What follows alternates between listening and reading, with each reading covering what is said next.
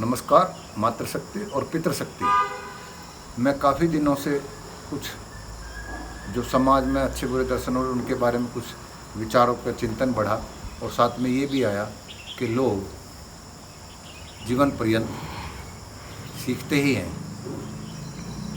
अच्छाई से भी बुराई से भी। मैं ये कहूँगा कि हम लोग प्रेरित भी होते हैं अच्छे कामों से और बुरे कामों से भी लोग कुछ प्रेरित होते हैं, लेकिन जैसे कोई भी सफल व्यक्ति हो, किसी भी क्षेत्र का हो, हमें उसका पिछलग्गू नहीं बनना, जो इस भारत के अधिकतम लोगों का अवगुण है कि हम नकल करते हैं दूसरों की, जैसे कि अमिताभ बच्चन, शाहरुख खान, अन्य कि हम कुछ अज्ञानी, क्या अधिकतम अज्ञानी कहूँगा, अधिकतम लोग उनके जैसा दिखना, उनके जैसा करने का भाव रखते हैं।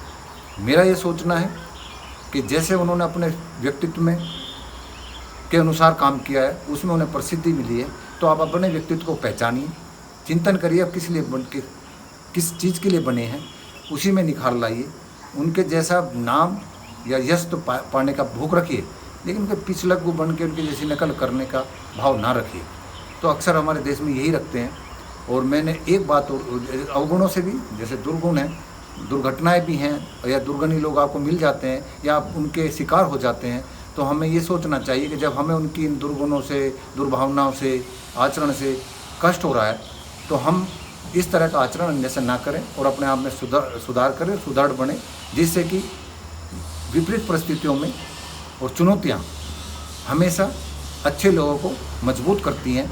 जो कायर होते हैं, डरपोक होते हैं, पिछलग्गू होते हैं, वो लोग शायद बहाव में बह जाते हैं और उनके जैसे रंग में रंगने का प्रयास करने लगते हैं। तो मैं उनको लिए भी बोल रहा हूँ कि आप किसी के रंग में रंग मत रंगिए, पिछलग्गू मत बनिए, किसी के दुर्गुणों को अपने आचरण में मत लाइए, किसी के सफल व्यक्ति के पिछलग्गू ना बन करके अपने व्यक्तित्व में डेवलप करने में तो सहभागी होने चाहिए, ये भाव हम रखें।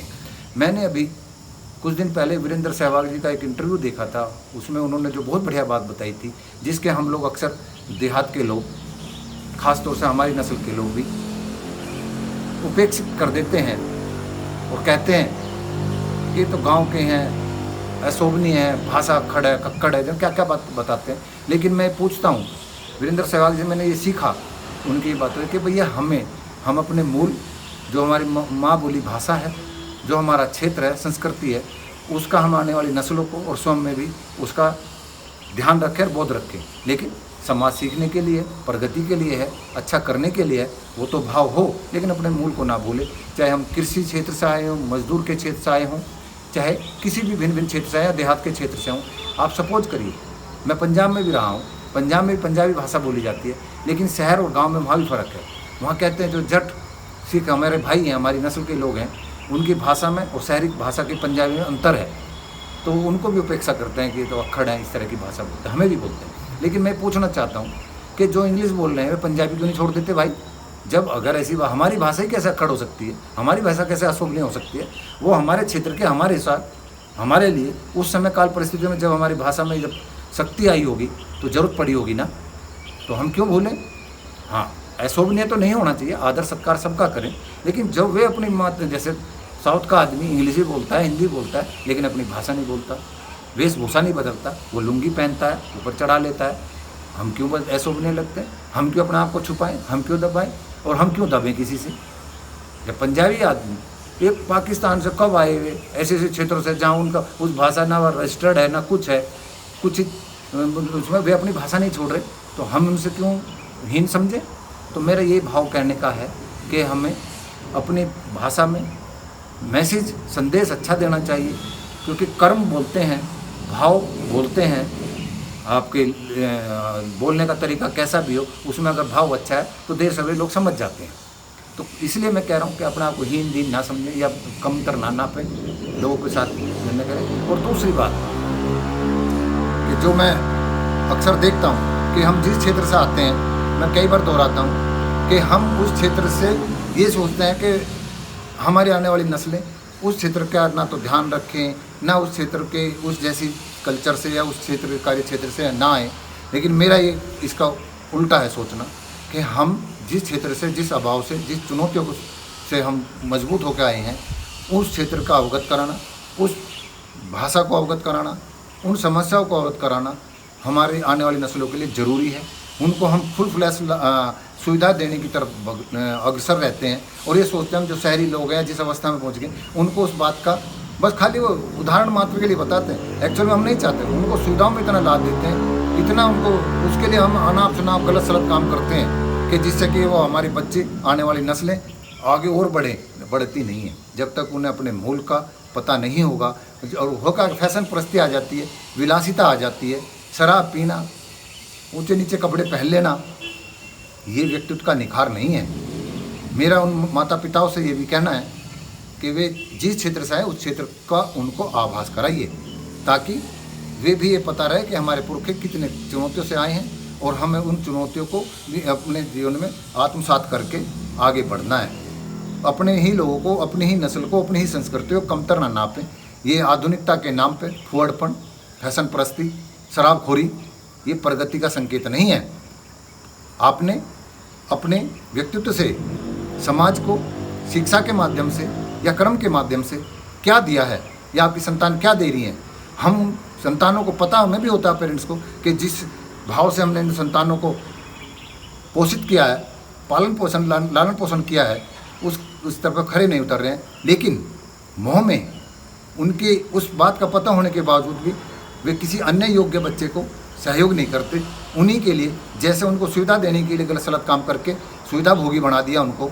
अब उनके जिस चीज़ का उनके घोर अभाव रहा कि उनके सपनों पे साकार नहीं उतरे, तो फिर वो उनको फिर भी उनके लिए मोह में घुस के दूसरों के साथ में वादा खिलाफी, झूठे सपने दिखा करके, अपना बता करके और उन्हीं के लिए जोड़ने के लिए लगे रहते हैं।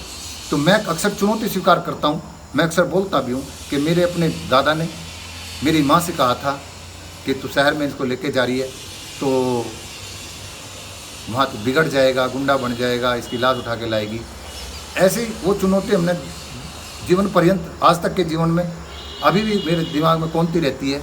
ऐसे ही मुझे किसी ने कहा कि हम बता देंगे जब तुम उस स्टेज में आओगे कि बच्चों के मोह में। का नहीं, मैं अपने बच्चों को संस्कार दूंगा, पढ़ने के लिए सुविधा दूंगा, अच्छा वातावरण दूंगा।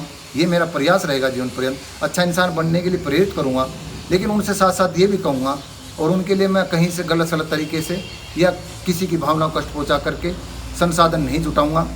और मुझे कुछ चैलेंज गया तो मैंने कहा ये भी मेरे लिए चुनौती हो, तो मैं तो उनको ऐसी मैं दुर्भावनाओं को मान लीजिए या अपनी अज्ञानता को संतुष्ट करने के लिए ऐसा चैलेंज दे देते हैं, लेकिन मेरे लिए वो सहायक होता है।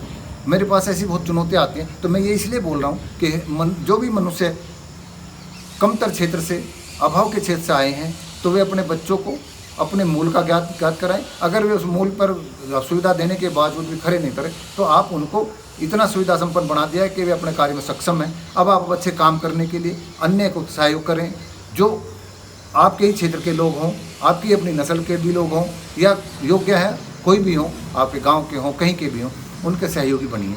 क्योंकि जीवन सफल तभी होगा, प्रेरणादायक तभी बनेगा जब आप दूसरे के सहयोग बनेंगे। नहीं तो अपने लिए जिए तो क्या जिए, तो वो अपने लिए जीने का कोई मतलब नहीं होता।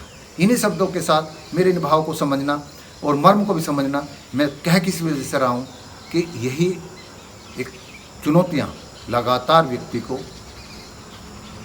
चैलेंज देती हैं और उसको चैलेंज को स्वीकार करके अपने में सुधार करना चाहिए और उनका धन्यवाद भी देना चाहिए जो आपको चुनौती दे रहे हैं। अगर उस समय आपको विचलित नहीं होना चाहिए कि आज हम ये ना ऐसा ना करते तो हम अभाव में नहीं रहते।